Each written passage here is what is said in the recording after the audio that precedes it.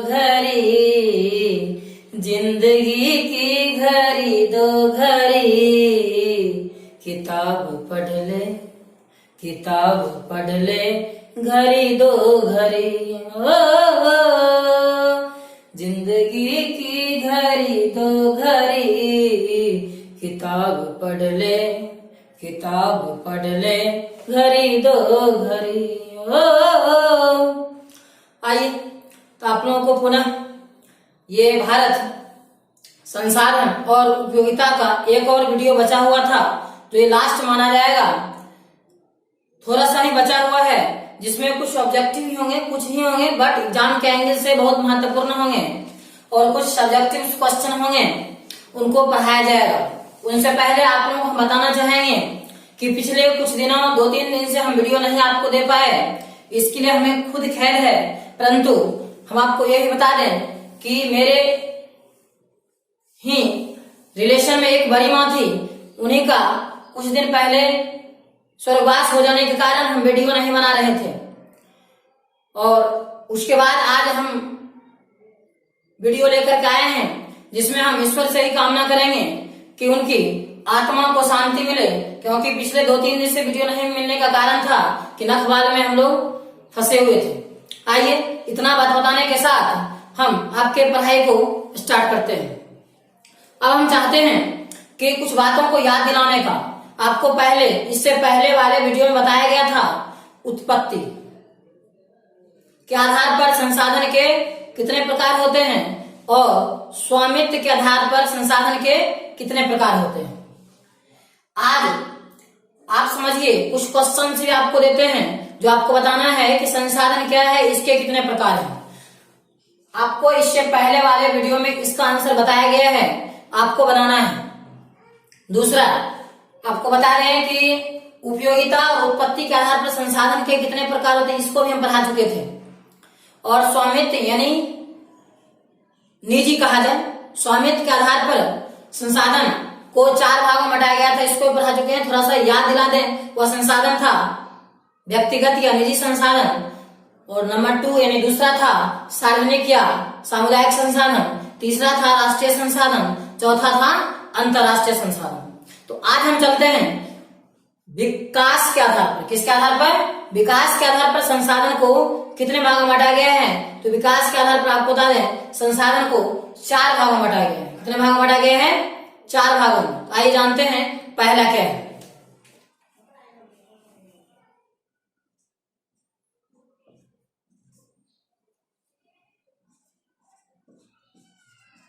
संभावी संसाधन। दूसरा आपको बता दें विकसित संसाधन, जिसको आप या में यह भी नाम दे सकते हैं ज्ञात संसाधन। ज्ञात संसाधन अर्थात इतना जाने, विकसित को आप ज्ञात संसाधन के नाम से भी पुकार सकते हैं। विकसित संसाधन बोलिए या ज्ञात संसाधन, अर्थात सेम है, कहीं कोई बदलाव नहीं होता है, बट समझने का देखिए अलग अलग तरीका है। कुछ ऐसे भी संसाधन इसका एक नहीं 2 नाम से पुकारा जाता है, तो आपको एग्जाम में किस नाम से कह देगा बताने के लिए एक नहीं कहा जा सकता है, इसलिए आपको पढ़ना सब बातों को है। आइए अब हम जानते हैं तीसरा क्या है। तीसरा है भंडार संसाधन। क्या है? आइए तो भंडार संसाधन लिखते हैं। तीसरा आपका है भंडार संसाधन, और चौथा आपका है संचित कोष संसाधन। अब हम जानेंगे संभावित संसाधन, विकसित या ज्ञात संसाधन, भंडार संसाधन, संचित कोष संसाधन क्या क्या होते हैं। आइए पहले इसको थोड़ा सा समझ लेते हैं। संभावित अर्थात संभावना, यानी वैसा संसाधन जिसे या जो समझिए किसी खास क्षेत्र में मिलने की संभावना हो, वैसे संसाधन को आप संभावित संसाधन कह सकते हैं। जैसे में मान लेते हैं आपको कहा जाए कि हिमालय के क्षेत्र में तेल का भंडार है, ऐसा संभावना है, आपको मानना पड़ेगा। क्योंकि आज नहीं तो आने वाले दिन में उसकी जब खोज होगी तो हिमालय के क्षेत्र में तेल का भंडार मिल सकता है। और उसके बाद विकसित संसाधन या ज्ञात संसाधन, इसका अर्थ सीधा होता है, आप जानते हैं कि हमारा देश, आपको बता दें, विकासशील देश है। विकसित देश में वैसे देश शामिल होते हैं जहां के आदमियों का जो आमदनी होता है काफी ज्यादा होता है। हमारा देश अभी विकास की श्रेणी में है क्योंकि विकास कर रहा है, जैसे अमेरिका है, रूस है, चीन है, ब्रिटेन है, ये सब विकसित देश की श्रेणी में आता है। विकसित यानी ज्ञात संसाधन का सीधा अर्थ है वैसा संसाधन जिसके बारे में हमें पता हो चुका है कि हाँ, मेरे गांव के बगल में किसी के खेत में कोयले का खान, एक उदाहरण समझ लीजिए। अर्थात सीधा अर्थ है जिस संसाधन के बारे में हमको पहले से पता रहेगा उसी को हम ज्ञात संसाधन कह सकते हैं। यानी ज्ञात मतलब मालूम है। आइए अगला 3 नंबर समझते हैं, भंडार संसाधन। भंडार संसाधन का अर्थ होता है वैसा संसाधन जो समझिए हमारे प्राकृतिक द्वारा दिए गए हैं, परंतु उसका हमें यूज करने का, उपयोग करने का तकनीकी बुद्धि विवेक टेक्नोलॉजी हमारे पास नहीं है। भंडार है परंतु तकनीकी के माध्यम से, अर्थात तकनीकी की सीधा समझिए कमी के कारण उसका हम उपयोग नहीं कर पाते हैं, उसी को हम कहते हैं भंडार संसाधन। उसके बाद आता है संचित कोश संसाधन। संचित का मतलब होता है इकट्ठा करना, जमा करना, अर्थात वैसा संसाधन जिसका हम आज जमा करेंगे परंतु जरूरत पड़ने पर आज नहीं, आने वाले दिन हम उसका क्या करेंगे, उपयोग करेंगे, तो हम उसी को क्या कहेंगे, संचित कोश संसाधन। तो आइए क्यों नहीं हम जान लें संभावित संसाधन, विकसित संसाधन या ज्ञात संसाधन, भंडार संसाधन और संचित कोश संसाधन क्या क्या होता है। क्योंकि आपको क्वेश्चन इससे 5 नंबर का पूछा जा सकता है कि विकास के आधार पर बतावे कि संसाधन के कौन कौन रूप हैं, कौन कौन प्रकार हैं, उसे सावधान परिभाषित करें। या ऐसा भी कह सकता है कि विकास के आधार पर संसाधन के 4 प्रकार कौन कौन होते हैं, उसे सावधान समझाओ। तो आपको यही आंसर लिखना है जो अभी आपको समझाया गया है, परंतु हम आपको इसका आंसर बोर्ड पर लिख के भी आपको हम बताते हैं ताकि कमजोर से कमजोर छात्र भी वीडियो को पॉज करके नहीं, रोक रोक कर अध्ययन कर सके। आइए तो देखते हैं इसके आंसर। तो आइए हम इस क्वेश्चन को ही लिख देते हैं क्या, तो जैसा अभी आपको समझाया गया, विकास के आधार पर संसाधन के कितने प्रकार होते हैं, 100 उदाहरण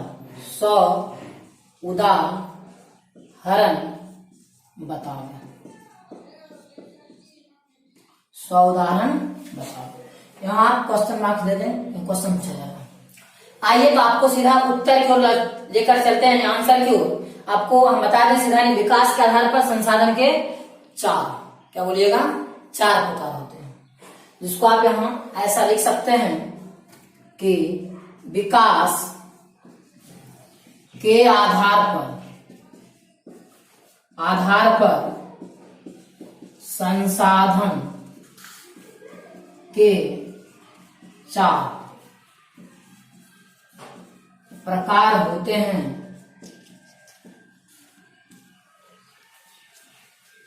जो निम्न लिखित है। तो पहला नंबर बता दें आपको, पहला नंबर आपको बताया गया था, पता है क्या बताया गया था, अभी आपको बोर्ड पर लिखे थे नंबर 1 में, संभावी। क्या बताया गया था, आइए लिखते हैं, संभावी संसाधन। दूसरा में विकसित या ज्ञात संसाधन। तीसरा भंडार संसाधन। चौथा संचित कोष संसाधन। अब आइए इसके परिभाषा को हम देखते हैं। तो आइए नंबर 1 आपका संभावी संसाधन। अब प्रत्येक यानी चारों का हम परिभाषा समझते हुए उदाहरण लेंगे तो ज्यादा बेहतर रहेगा। अर्थात वैसा संसाधन जिसे किसी खास क्षेत्र में मौजूद होने, ऐसा संसाधन जिसे किसी खास क्षेत्र में मौजूद होने की संभावना हो तो उसे संभावी संसाधन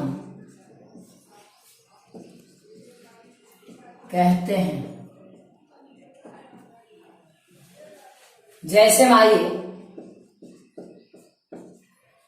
कह सकते हैं हिमालय के क्षेत्र में तेल का भंडार। दूसरा मैं आपको बता दें, गुजरात के क्षेत्र में सौर ऊर्जा, क्या लिखना है, सौर ऊर्जा की प्राप्ति। अब आइए हम नंबर 2 जानते हैं, जो बताया गया था आपको, विकसित या ज्ञात संसाधन। इसके बारे में सीधा समझे, विकसित या ज्ञात का मतलब है पता है, ज्ञात है, अर्थात लिखेंगे वैसा संसाधन। क्या लिखेंगे, वैसा संसाधन जिसके बारे में हमें पता होता है उसे विकसित या क्या कह सकते हैं, ज्ञात संसाधन कहते हैं। जैसे मान लेते हैं,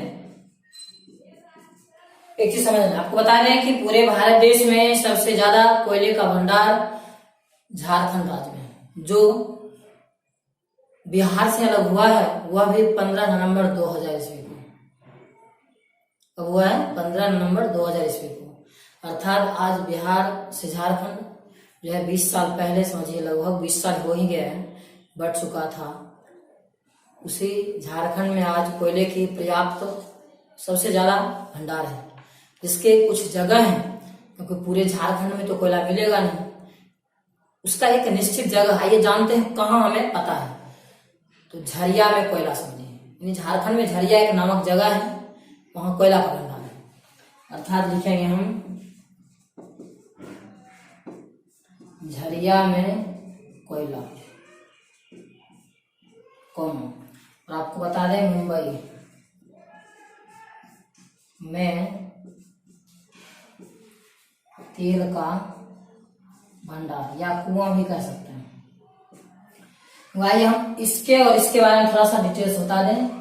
और ऐसा इसलिए जरूरी है कि आपके क्लास में इसका चर्चा है, क्योंकि कोयला आपको पूछा जाए कोयला का निर्माण कैसे होता है, सीधा आप बोल सकते हैं कि लाखों करोड़ों वर्षों के बाद जब किसी प्राकृतिक आपदा के कारण, भूकंप, सुनामी, जो भी हो, वन, पेड़ पौधे, जीव जंतु जब धरती के अंदर धंस जाते हैं तो उसका निर्माण होता है। अर्थात लाखों करोड़ वर्ष के बाद क्या होता है, निर्माण होता है, तो एक ईंधन के रूप में बदलता है, जिसको हम कोयला या जीवाश्म ईंधन के नाम से जानते हैं।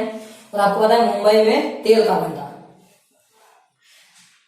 इसका भंडार जो है यानी पेट्रोलियम। आपको ये बता दें पेट्रोलियम का निर्माण कैसे होता है, आप साइंस में कहीं पढ़िएगा।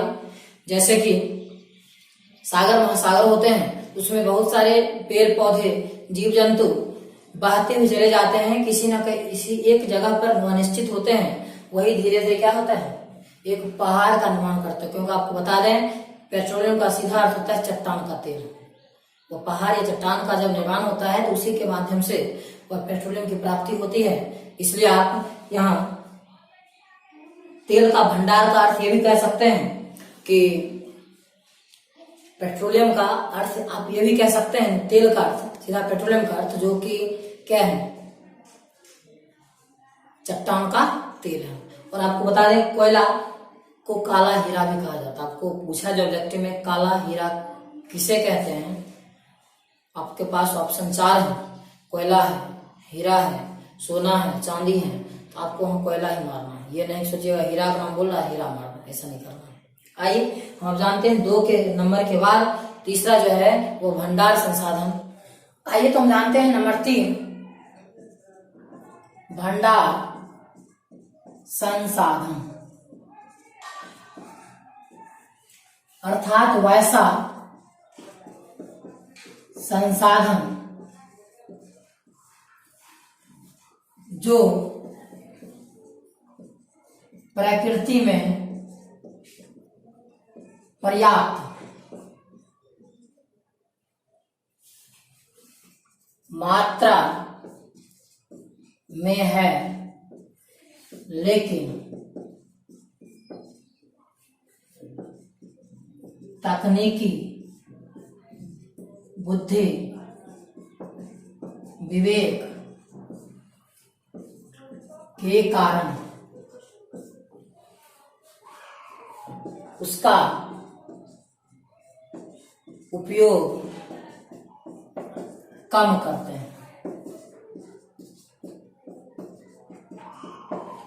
तो उसे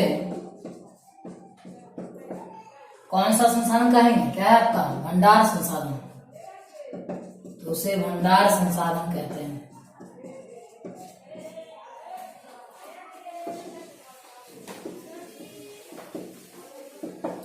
जैसे हम आपको बता दें, मानते हैं हमारे प्रकृति में जल है, उसके बाद हाइड्रोजन तथा ऑक्सीजन भी पर्याप्त रूप से है। ऑक्सीजन इत्यादि भी कह सकते हैं। क्या आपको बता दें कि हमारी प्रकृति में जल और हाइड्रोजन तथा ऑक्सीजन की मात्रा पर्याप्त है, लेकिन तकनीकी बुद्धि टेक्नोलॉजी कम होने के कारण हम उसका उपयोग सही रूप से नहीं कर पाते हैं, अर्थात बहुत कम कर पाते हैं। क्योंकि मेरे पास कम तकनीकी है, कम जो है टेक्नोलॉजी सिस्टम है, इसलिए हम उसका उपयोग कम करते हैं। आइए लास्ट का बचा है संचित कोश संसाधन। आइए तो चौथा नंबर आपका संचित कोश संसाधन। संचित का मतलब बताया गया था जमा या इकट्ठा करना। बोलेंगे वैसा संसाधन जिसका वर्तमान समय में संचित, ब्रैकेट में कह सकते हैं जमा करते हैं, लेकिन उसका उपयोग आने वाले समय में करेंगे तो उसे क्या कहेंगे, संचित कोश संसाधन।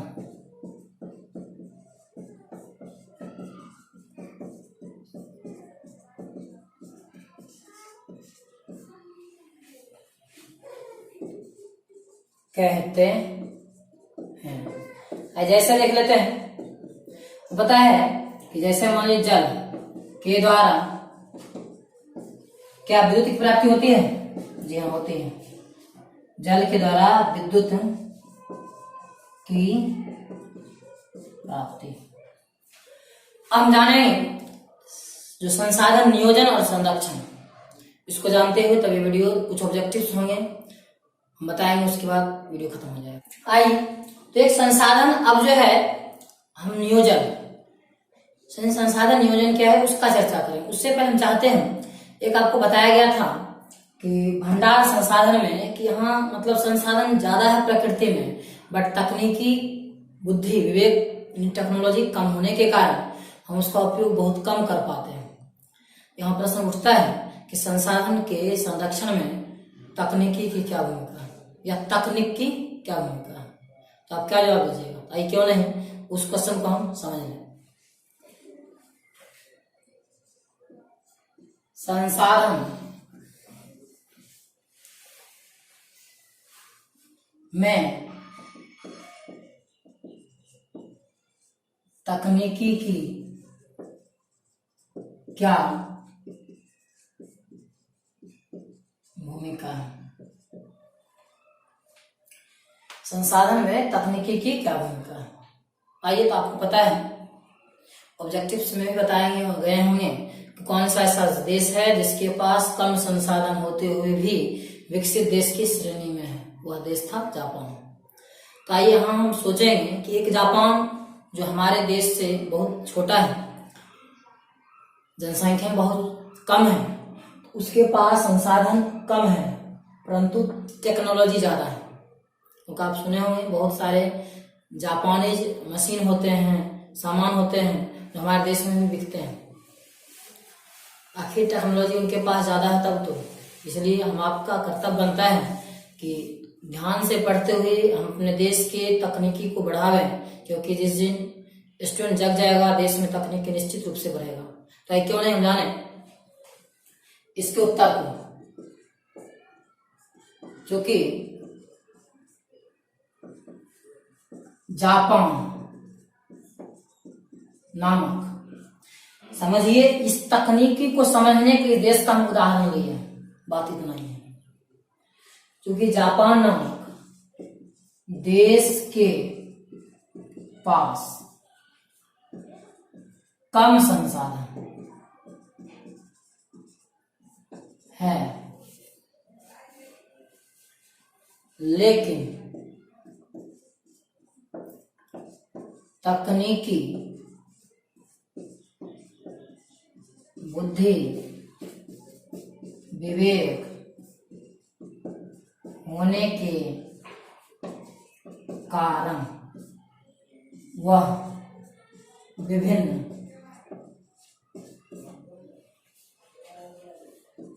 तरह के वस्तुओं का निर्माण कर लेता है। सोचिए, वस्तुओं का निर्माण करता है, आखिर क्यों करता है? संसाधन कम है लेकिन बुद्धि ज्यादा है, विवेक ज्यादा है, टेक्नोलॉजी ज्यादा है, इसलिए वह कर लेता है, सीधी बात है। तो वस्तुओं का क्या करता है? निर्माण कर लेता है, जिससे समझिए क्या स्पष्ट होता है कि अगर किसी भी देश के पास संसाधन कम लेकिन तकनीकी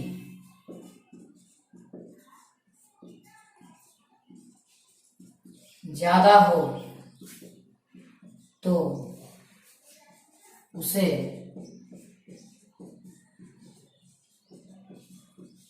विकसित होने में ज्यादा समय नहीं लगेगा। ज्यादा समय नहीं लगेगा। और यही समझिए संसाधन कम है और उसका तकनीकी बुद्धि विवेक भूमिका उसमें क्या है, ज्यादा है। तो सीधा सीधा समझिए कि एक जापान नामक देश है जिनके पास संसाधन कम है परंतु टेक्नोलॉजी तकनीकी बुद्धि विवेक ज्यादा है, इसलिए वह विभिन्न तरह के कम संसाधन को भी अलग अलग तरह के वस्तुओं में निर्माण कर देते हैं। एक उदाहरण आप मान लेते हैं कि आलू, आप जानते हैं आलू से विभिन्न तरह के वस्तुएं बनते हैं, सब्जी बनता है, भुजिया बनता है, आलू चप भी बनता है, विभिन्न तरह के वस्तु बनते हैं।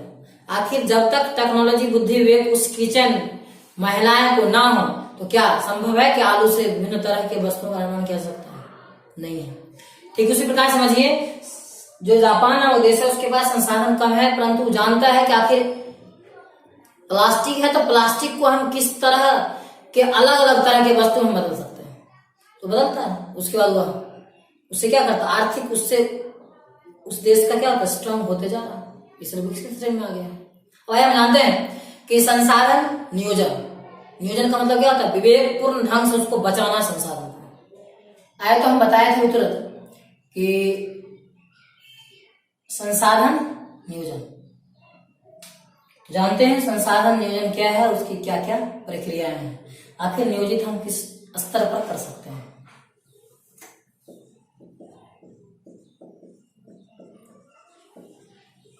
संसाधन नियोजन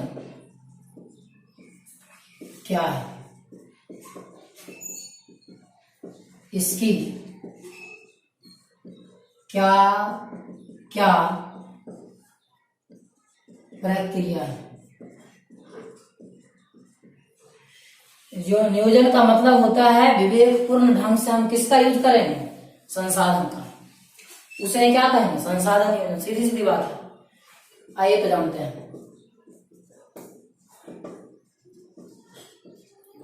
संसाधन नियोजन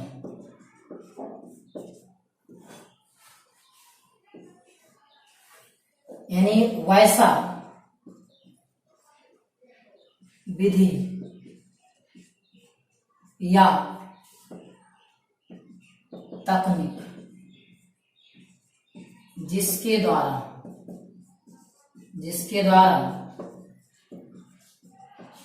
संसाधनों का विवेकपूर्ण ढंग से क्या करेंगे, उपयोग, विवेकपूर्ण ढंग से उपयोग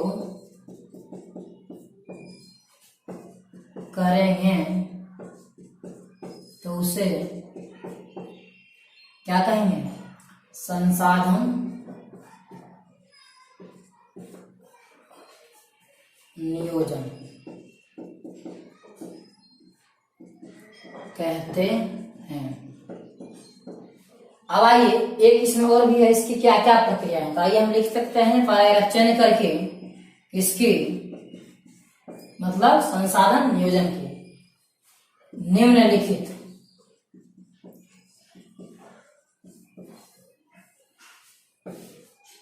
निम्नलिखित प्रक्रियाएं हैं।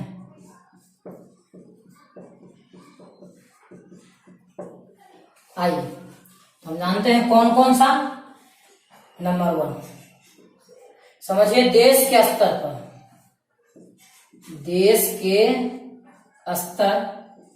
पर संसाधनों का विकास।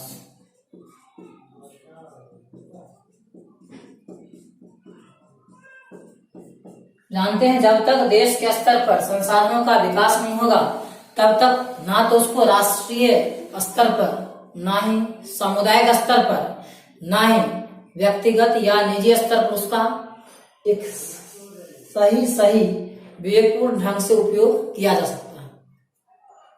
जब तक संसाधन देश के स्तर पर नहीं समझिए देखा जाएगा, विकास किया जाएगा, तब तक किसी भी स्तर पर उसका सही से उपयोग करना संभव नहीं है। मान लेते हैं एक आदमी बिस्कुट की फैक्ट्री को चलाता है, अगर उसमें बिस्कुट का ही विकास नहीं हो, बने नहीं, तो क्या छोटा पैकारी पैकार, बड़ा पैकार या जिस भी तरह के ग्राहक दुकानदार हैं, क्या हुए उसको बचत रूप से जैसे भी उसका यूज नहीं कर सकते हैं, नहीं बेच सकते, सीधी बात है। तो जानते हैं कि इसका जो एक नंबर अगला है 1 के बाद क्या होगा 2 नंबर। तो क्या राष्ट्रीय स्तर पर, उसका तीसरा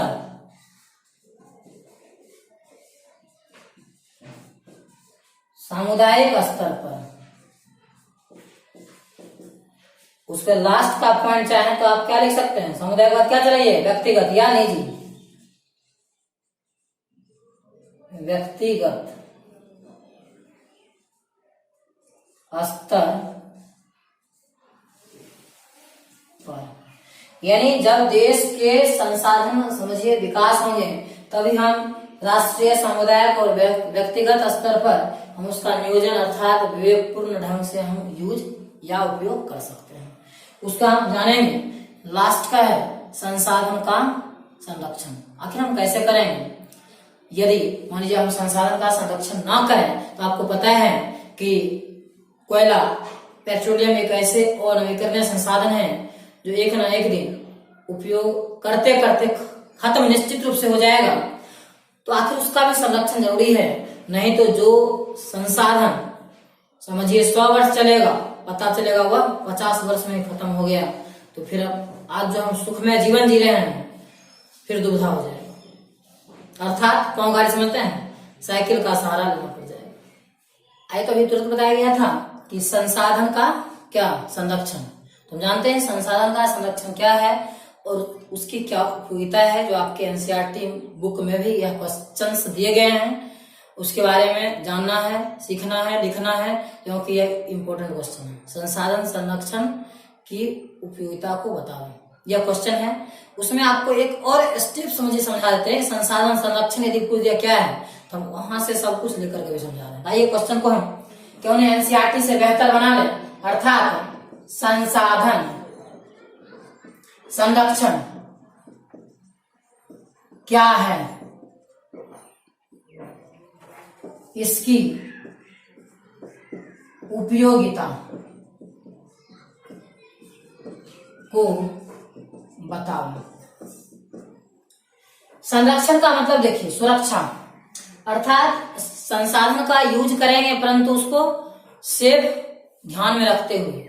तो क्या आप मान लेते हैं किसी तरह के कपड़े को ही आप पहनते हैं, जब तक उसका सुरक्षा को ध्यान में रख करके उसका आप पहनावा और हवा नहीं करते हैं तो फिर जल्दी फट जाएगा निश्चित रूप से।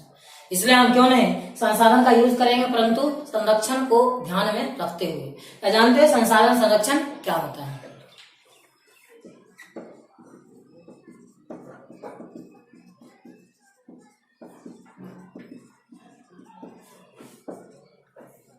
कहेंगे वैसी विधि या प्रक्रिया जिसमें संसाधन का उपयोग विवेकपूर्ण ढंग से करते हैं तो उसे संसाधन संरक्षण कहते हैं। अब इसमें इसकी क्या क्या उपयोगिता है इसको थोड़ा समझने उसके बाद लिख लीजिएगा। इसकी उपयोगिता यही है कि आज बढ़ती हुई जनसंख्या के कारण संसाधन का काफी ज्यादा उपयोग हो रहा है, जिसकी मात्रा आपको पता है जमीन के अंदर क्या है, सीमित है। और वह अगर रफ्तार से हम तीव्र गति से हम उसका यूज करते रहे तो फिर क्या हो जाएगा, एक ना एक दिन खत्म हो जाएगा। इसलिए हमको ध्यान रखना है, उपयोग करना है, परंतु संसाधन संरक्षण को ध्यान में रखते हुए। तो हम लिखेंगे इसकी उपयोगिता यह है कि आज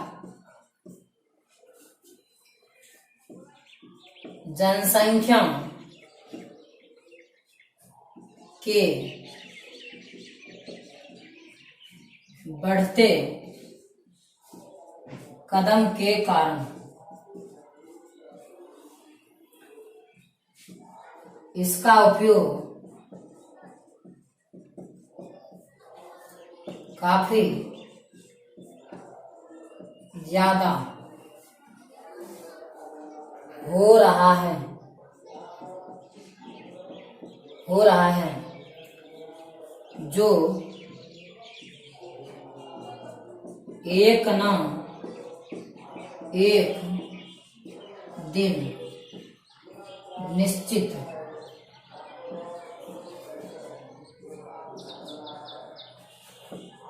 रूप से क्या हो जाएगा, समाप्त हो जाएगा। इसलिए समझिए, हमको संसाधन संरक्षण का ध्यान रखते हुए उसका क्या करना, यूज करना है। लेकिन क्या हो जाएगा, समाप्त हो जाएंगे। इससे क्या होगा, आने वाले पीढ़ी को संकट का सामना करना पड़ सकता है, यानी संसाधन संकट का सामना करना पड़ सकता है। तो समझिए, आपको अगर पूछा जाए संसाधन संरक्षण क्या है, उसकी क्या उपयोगिता है, तो ऐसा आप सीधा बोल सकते हैं कि वैसा संसाधन संरक्षण एक वैसा विधि है जो समझिए हम एक विवेकपूर्ण ढंग से उसका उपयोग करते जाएं या करते रहें तो उसी को संसाधन संरक्षण कहते हैं। और इसकी उपयोगिता यह है कि इसकी संख्या जो है एक धरती के अंदर क्या है, सीमित है, और हम ज्यादा से ज्यादा उपयोग करें क्या हो जाए, एक ना एक दिन खत्म हो जाएगा। इसलिए हमारा फर्ज बनता है, कर्तव्य बनता है कि हम उसका यूज जो है एक संरक्षण यानी सेफ ध्यान में रखते हुए करें। इसलिए लिखा गया है, इसकी उपयोगिता यह है कि आज जनसंख्या के बढ़ते कदम के कारण इसके उपयोग काफी ज्यादा हो रहा है, जो एक एक दिन क्या निश्चित रूप से खत्म समाप्त हो जाएगा। क्यों हो जाएगा, क्योंकि उसकी मात्रा क्या है, सीमित है। आइए अब इसमें कुछ 2-4 ऑब्जेक्टिव्स हैं जिसको हम लिखते हैं। कुछ है जो अभी बताया गया था आपको। तो पहला ऑब्जेक्टिव आपको देते हैं, मान लेते हैं कोई देश है, उसकी तट सीमा यानी बॉर्डर से कितने दूर तक का क्षेत्र एक अपवर्जक क्षेत्र माना जाता है। अपवर्जक क्या होता है, आइए इसको लिखने के बाद समझ लेते हैं। यानी किसी देश की तट रेखा से कितना किलोमीटर तक का क्षेत्र अपवर्जक माना जाता है। अपवर्जक क्या होता है, देखिए आप जानते हैं कि किसी ना किसी तरह के जब देश होते हैं तो उसका एक अंतिम सीमा होता है, बॉर्डर होता है, और वहां से देखिए कितना किलोमीटर तक का है। बॉर्डर अगर मान लेते यहाँ है तो यहाँ से समझिए 200 किलोमीटर दूर, कितना किलोमीटर तक का, 200 किलोमीटर तक के एरिया को क्या कहते हैं, अपवर्जक क्षेत्र कहते हैं।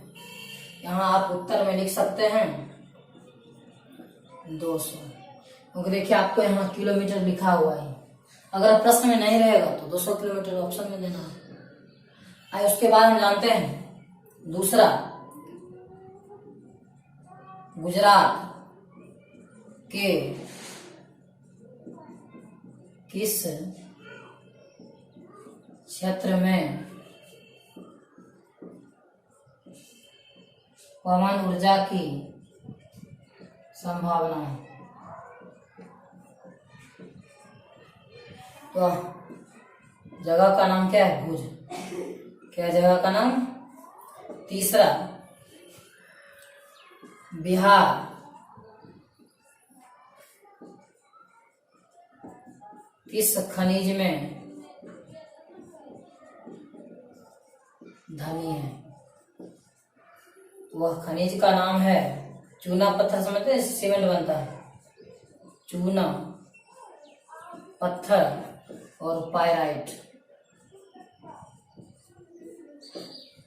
और एक लास्ट ऑब्जेक्टिव होगा, इसको तब तक आप लोग लिखिए।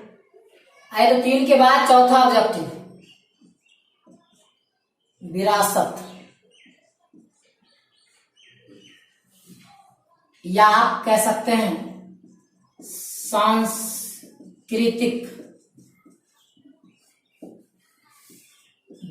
विरासत के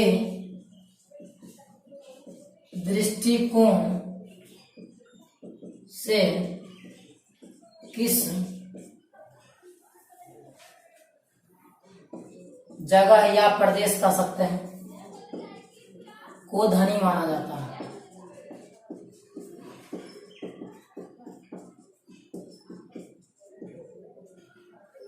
धनी माना जाता है।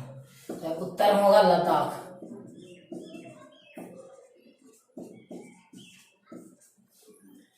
आइए तो इस ऑब्जेक्टिव्स क्वेश्चन के बाद आपका ये भारत संसाधन और उपयोगिता हमने एक एक समझिए ऑब्जेक्टिव्स 2 नंबर 5 नंबर का हर क्वेश्चन हमने डील कराया। और लास्ट में ही कहना चाहेंगे, यदि वीडियो अच्छा लगे तो आप कमेंट जरूर करें, क्योंकि आप लोग कमेंट बहुत कम कर रहे हैं, हम देखते हैं। तो कमेंट करें, लाइक करें, सब्सक्राइब करें, ताकि आपको हर विषय का वीडियो उस ढंग से आपके पास पहुंचे जो 2 से 3 बार गारंटी देख लीजिएगा ना तो पक्का याद हो जाएगा। क्योंकि आप पिछले जो भी वीडियो आप देख के दिल से बताइए कि हाँ सर 2-3 बार हम देखे हैं, सही में एकदम पूरा याद ही हो जाता है, उस तरह पढ़ाते हैं। तो फिर आपको सब्सक्राइब, लाइक, कमेंट करना भूलना नहीं है। क्योंकि ऐसा जब करते हैं तो हम जब देखते हैं तो हमको खुद लगता है कि नहीं, इतने छात्र कमेंट किए हैं, मतलब कि कम से कम इतना छात्र तो निश्चित रूप से देखा होगा। ऐसे व्यूवर्स तो समझिएगा कि वीडियो में 400-400, 500 हो जाता है, बट कमेंट और लाइक आप लोग कम करते हैं। इसलिए हम चाहते हैं जितना व्यूवर्स है उतना कमेंट हो, उतना लाइक हो, हम लोग को ज्यादा मोटिवेशन मिलेगा, अंदर से स्ट्रांग ताकत और मिलेगा। तो हम बेहतर से बेहतर आने वाले और भी चैप्टर का वीडियो देंगे।